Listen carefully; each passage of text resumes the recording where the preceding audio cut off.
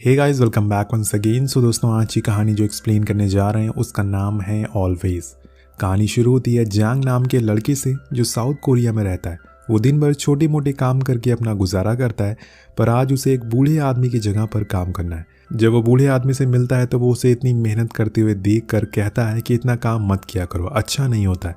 तो जैंग को समझ नहीं आता कि इन्होंने ऐसा क्यों कहा है, पर वो ज़्यादा गौर नहीं करता और जाके एक कैबिन में बैठ जाता है। हम देखते हैं कि कुछ समय बाद वहाँ पे समायरा नाम की लड़की आती है जो आते ही जैंग के हाथों पे स्नैक रख देती है। अब जैंग को समझ नहीं आता कि ये लड़की कौन है। जैंग की आवाज़ सुन के वो लड़की हैरान हो जाती है। असल में समायरा बचपन से देख नहीं सकती है। जो बूढ़ा आदमी जैंग को अपनी जगह पर बैठा के गया था वो समायरा के दादाजी थे, जिस वजह से वो रोज़ यहाँ आती थी और उनके साथ बैठकर टीवी प्रोग्राम सुनती थी। लेकिन जैंग कहता है कि वो आज शहर से बाहर गए हैं, तो समायरा वहाँ से चली जाती है। जैंग देखता है कि बाहर बारिश हो रही है, तो वो उसके पास जाकर कैबिन में बैठने को कहता है, जिसके बाद उन दोनों में काफ़ी बातें होती है। जैंग के पास सब कुछ है लेकिन समायरा के पास उसकी आंखें नहीं है। लेकिन उसे इतना खुश देखकर जैंग थोड़ा हैरान होता है।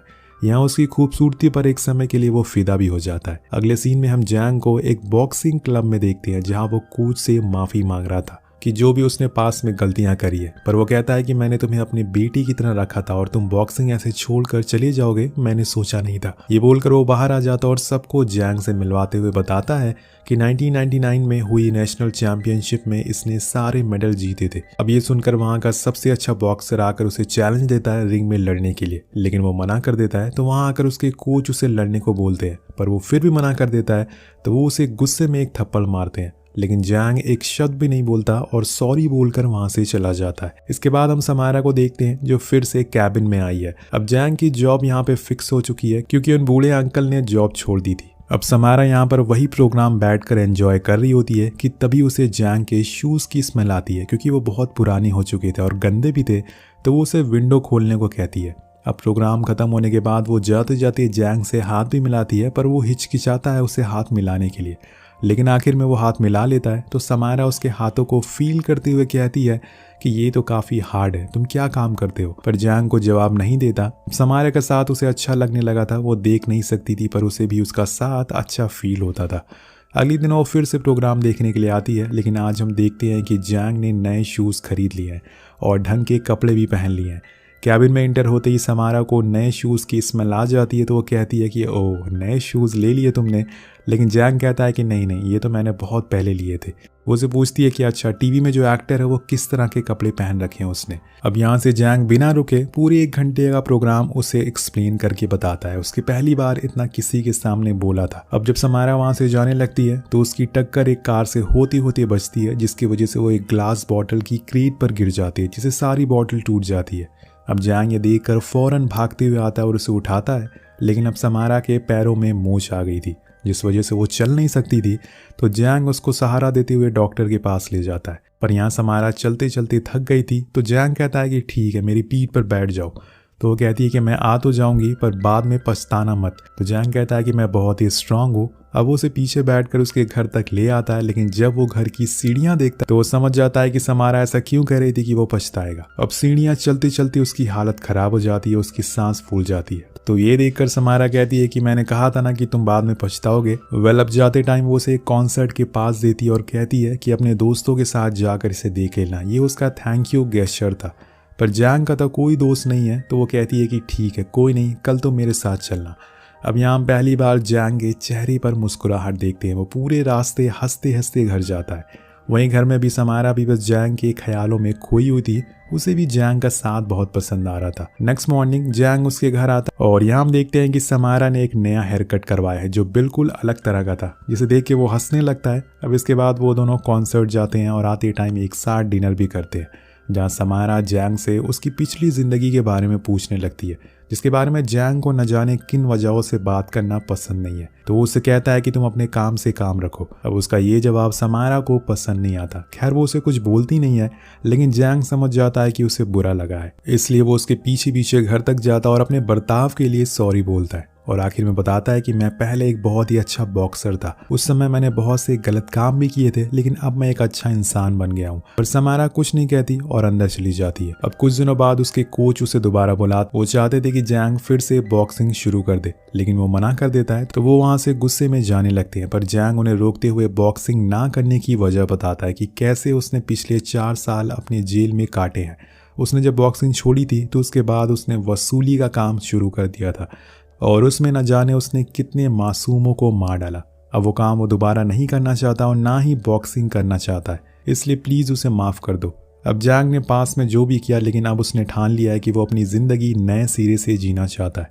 वहीं दूसरी तरफ हम समारा को देखते हैं, जिसके घर के बाहर उसके बॉस आए हुए हैं और उनकी बुरी नज़र समारा पे हमेशा से थी। और आज उसे अकेला देखकर वो उसके घर में घुस जाते हैं और ज़बरदस्ती करना शुरू कर देते हैं। समारा चिल्लाती है, पर उसकी आवाज़ सुनने के लिए वहाँ कोई भी नहीं था। लेकिन तभी वहाँ पर जैंग आता है। वो बॉस को ऐसा करते हुए देख लेता है, जिसके बाद तो मानो उसके अंदर वही पुराना बॉक्सर जाग जाता है। उसे इतना मारता है जितना उसने सोचा भी नहीं था। उसने उसकी जान लेने तक की ठान ली थी, पर समारा के कहने पर उसे वो छोड़ देता है। लेकिन इस चीज़ से वो बहुत ही उदास हो जाती है, क्योंकि अब उसकी जॉब चली गई थी। तो जैंग कहता है कि तुम्हें अभी भी वहाँ जॉब करनी है। तो वो कहती है कि मेरे पास कोई ऑप्शन नहीं है, अगर मेरी जॉब चली गई तो मैं सरवाइव नहीं कर पाऊंगी। तो जैंग कहता है कि क्या हुआ, मैं तुम्हारा ख्याल रखूंगा। पर समारा नहीं चाहती कि वो किसी पर भी बोझ बने, इसलिए वो उसे वहां से जाने को कह देती है। अब नेक्स्ट डे जैंग उसके पूरे रास्ते उसका पीछा करता है, ताकि वो आदमी फिर से उसे परेशान ना करे। अब अंधेरा होने पे वो उसी कैबिन के पास आकर रुक जाती है और उसे पता था कि जैंग उसके ही पीछे है। तो वो उसे बोलती है कि मैंने जॉब छोड़ दी, पर क्या तुम मेरा ख्याल रखोगे? तो वो हाँ कहता है, जिसके बाद वो उसे कहती है कि क्या कल तुम मेरे साथ घूमने चलोगे? तो जैंग रेडी हो जाता है, पर उससे पहले वो उसके लिए एक पपी लाता है जो समारा को बहुत पसंद आता है। और ये पपी उसे हमेशा उसके साथ रहेगा, उसे अकेला फील होने नहीं देगा। और यहाँ से उसे एक दोस्त मिल चुका था, वो दोनों उसका नाम ईजी रखते हैं। इसके बाद जैंग उसे लेके अपनी पसंदीदा जगह पर जाता है, जो कि नदी का एक किनारा था। और यहाँ वो उसे बताता है कि पहले यहाँ पर एक अनाथ आश्रम हुआ करता था, लेकिन एक बाढ़ की वजह से वो पूरी तरह से डूब गया। उसी अनाथ आश्रम में मैं रहता था। उसकी ये सब बातें सुनकर समारा थोड़ी इमोशनल हो जाती है। तो वो उसका हाथ पकड़कर प्रॉमिस करती है कि वो उसके साथ हमेशा रहेगी। दोनों ही हमेशा से अकेले थे, लेकिन अब उनके एक दूसरे का साथ मिल गया है। या फिर ये कहें कि समारा को उसकी आंखें मिल गई हैं, जो कि जैंग है। वो उसे उसकी सारी खुशियां देना चाहता है जो उसने कभी महसूस नहीं की थी। और यहाँ उसने डिसाइड कर लिया था कि वो एक बार फिर से बॉक्सिंग शुरू कर देगा, क्योंकि वो पैसे कमाना चाहता है। समारा के लिए वो उसे खुश रखना चाहता है। तो वो कोच के पास जाता है और कहता है कि मैं रेडी हूँ। जिसके बाद वो और उसके कोच प्रैक्टिस शुरू कर देते हैं। तो वो अपनी पूरी ताकत लगा देता है पहला जैसा बनने के लिए। उसके कई मैचेस भी होते हैं जिनमें वो जीत भी हासिल करता है, और कुछ मैचेस में उसे काफ़ी चोटें भी आती है। वहीं घर पे समारा उसका वेट करती है। जैसे ही वो आता है वो दोनों साथ में मूवीज एंजॉय करते हैं, ईजी के साथ खेलते हैं। समारा उसे बैक मसाज भी देती है ताकि वो अपने गेम्स को और अच्छे से जीत सके। पर यहाँ जैंग को एक बात का हमेशा ध्यान रखना पड़ता है कि उसके फेस पर कोई चोट ना लगे, क्योंकि जब भी वो घर जाता तो समारा सबसे पहले उसका फेस को टच करती थी। और अगर उसे पता चल गया कि उसे चोट लगी है तो उसे बहुत गुस्सा हो गया और हो सकता है कि उसे बॉक्सिंग भी छुड़वा दे। ऐसे ही करते करते काफ़ी समय बीत जाता है। जैंग के पास अब अच्छे खासे पैसे आना शुरू हो गए थे, जिससे वो दोनों अक्सर कभी न कभी घूमने भी जाया करते थे। अब एक दिन जैंग बॉक्सिंग करके वापस आता है तो समारा उसे अपने पेरेंट्स से मिलवाने जाती है कि काफ़ी साल पहले मौत हो चुकी है।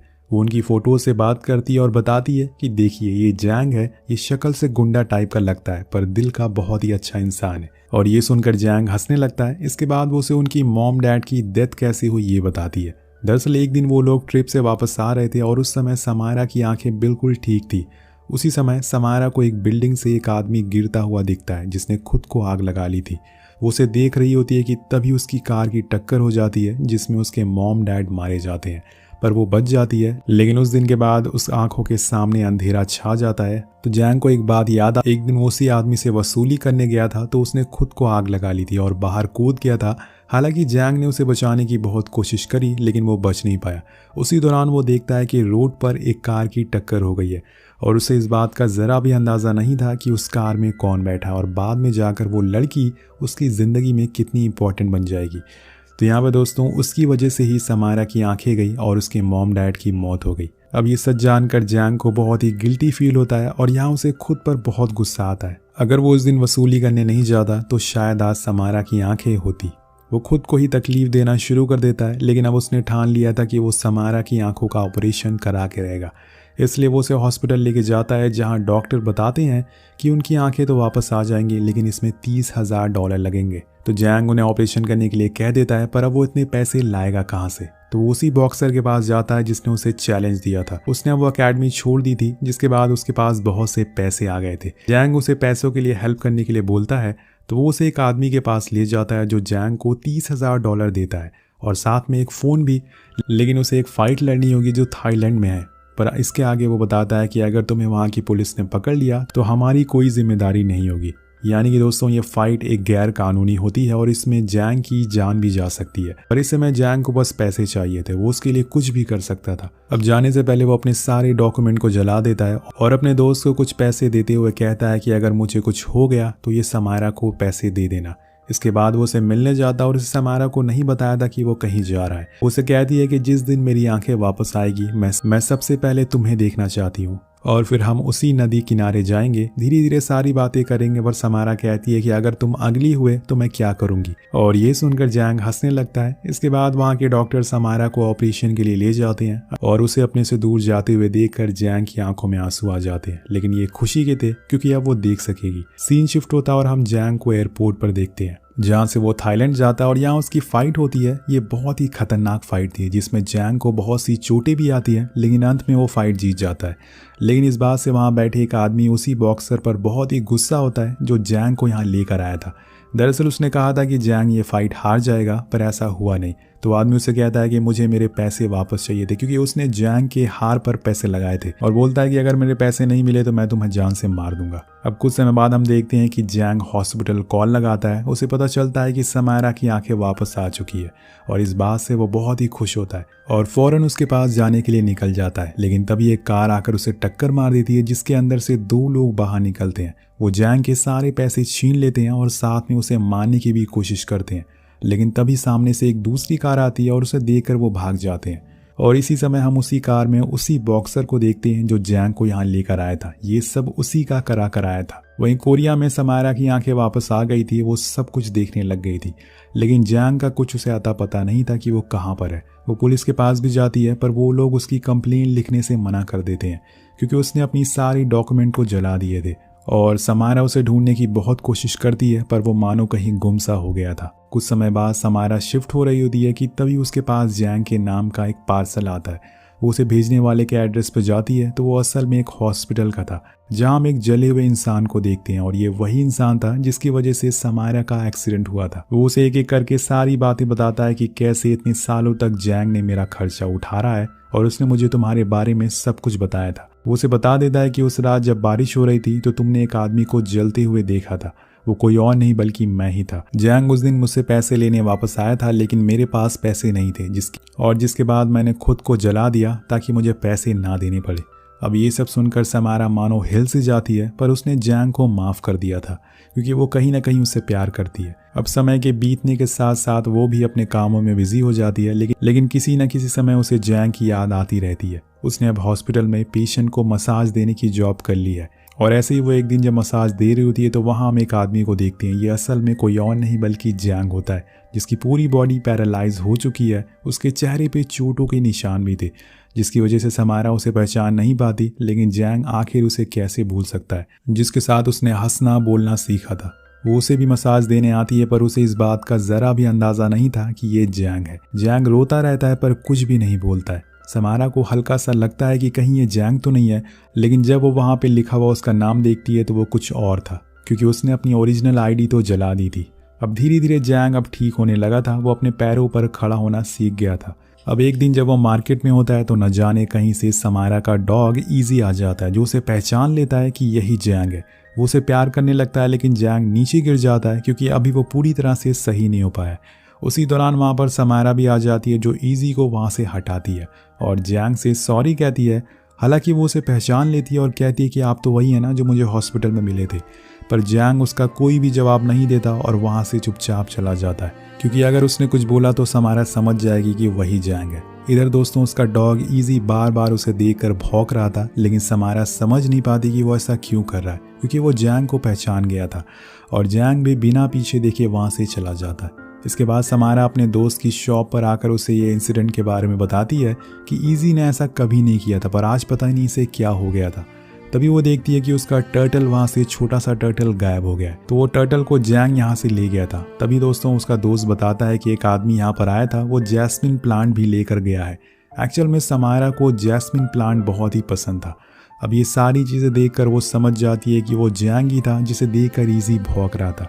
अब ये जानकर उसकी आंखों में आंसू आ जाते हैं और यहाँ से उसके पैर रुकते ही नहीं थे। अब वो समझ जाती है कि वो आदमी जैंग ही था जिसे देखकर इजी भौंक रहा था। अब यहाँ से उसके पैर रुकते ही नहीं थे, वो बस भागती रहती इधर से उधर कि कहीं वो उसे एक बार दिख जाए, लेकिन जैंग उसे कहीं नहीं दिखता और समारा वहीं रोड पर बैठकर रोने लगती है। आज उसने दोबारा उसे खो दिया था सिर्फ उसकी गलती की वजह से। इसी दौरान उसे ख्याल आता है कि वहीं नदी के किनारे वाली जगह पर जहां वो फौरन पहुंच जाती है और उसे दूर कहीं एक आदमी बैसाखी लेकर खड़ा हुआ मिलता है और पास जाकर वो एक धीमी सी आवाज में उसे पुकारती है जैंग। तो वो उसकी तरफ देखता है, उसकी आंखों में आंसू आ जाते हैं। जैंग नहीं चाहता था कि वो समारा पर बोझ बने और अब उसका चेहरा भी खराब हो चुका है। वो हमेशा से पछतावा करता है कि उसकी वजह से समारा ने अपनी आंखें खो दी, अपने माँ बाप को खो दिया, इसलिए वो उसे मिलना नहीं चाहता था। लेकिन समारा कहती है कि तुम्हें पता है मैंने अपनी आंखें क्यों ठीक करवाई, ताकि हर सुबह हर शाम मैं बस तुम्हें देख सकूं, और आज तुम मुझसे ही दूर भाग रहे हो। दोनों एक दूसरे को सॉरी कहते हैं और गले लग जाते हैं। तो इस कहानी से एक चीज़ ज़रूर सीखने को मिलती है कि छोड़ने वाले बिना किसी वजह के भी छोड़कर चले जाते हैं, लेकिन जिन्हें आपका साथ चाहिए वो आपके साथ हमेशा रहेंगे, चाहे भले ही आप अंधे हों, काले हों, गोरे हों या फिर अमीर हो या गरीब हो। तो आपको ये कहानी कैसी लगी नीचे कमेंट करके ज़रूर बताएगा। इस कहानी पे हम एम करते हैं 350 कमेंट।